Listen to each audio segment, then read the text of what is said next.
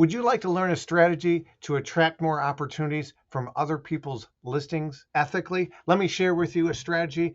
It's called OPP, Other People Properties. Other People's Properties. I'm not talking about the hit rap song from 1991 from Naughty by Nature called OPP. You perhaps remember Down with OPP. Not that song. I'm talking about other people's properties, in this case, listings. So I'm going to share with you 6 ways you can attract more opportunities through OPP or other people's listings. Number 1, you can attend other agents' broker open houses. You know, caravans, tours. You can attend their open houses each week, get their permission ahead of time, and perhaps take some photos and some video, maybe a live stream from there.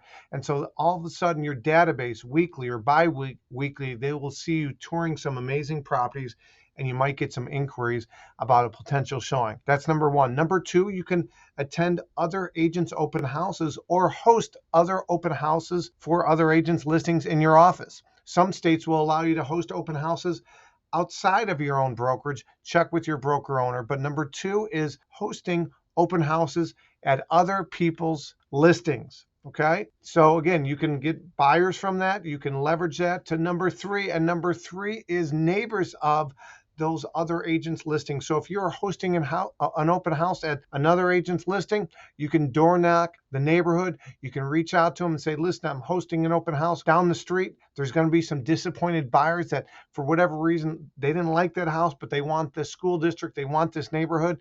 If you've ever thought about selling, I can find you a buyer and bring you an off-market buyer, save you time, aggravation, and maybe even some fees. So that's number 3.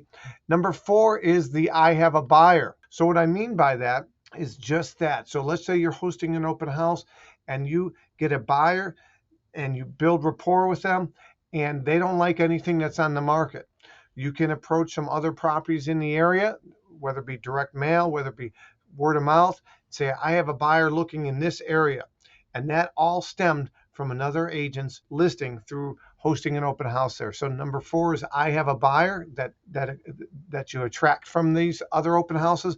Number 5 is you might reach out to some of these sellers because you do have a buyer, and it might actually turn into a listing because that buyer didn't like the home, but you build rapport with the seller, so they eventually give you the opportunity to market their home and list their home. And again, from all these things, the 6th thing is you're going to get tons of referrals and build content if you are consistently attending other agents' broker open houses. If you're consistently hosting open houses at high-end and unique properties, you're going to help build content. You're going to help build a database of potential buyers and sellers. So again, OPP, other people's properties. We're talking not about the Naughty by Nature song. We're talking about how to leverage other agents' listings legally and ethically. You can attend their broker open houses every week or bi-weekly in different areas that you want to serve, and you can host open houses at their listings and attract more buyers and potential listings. You down with OPP? Michael LaFido.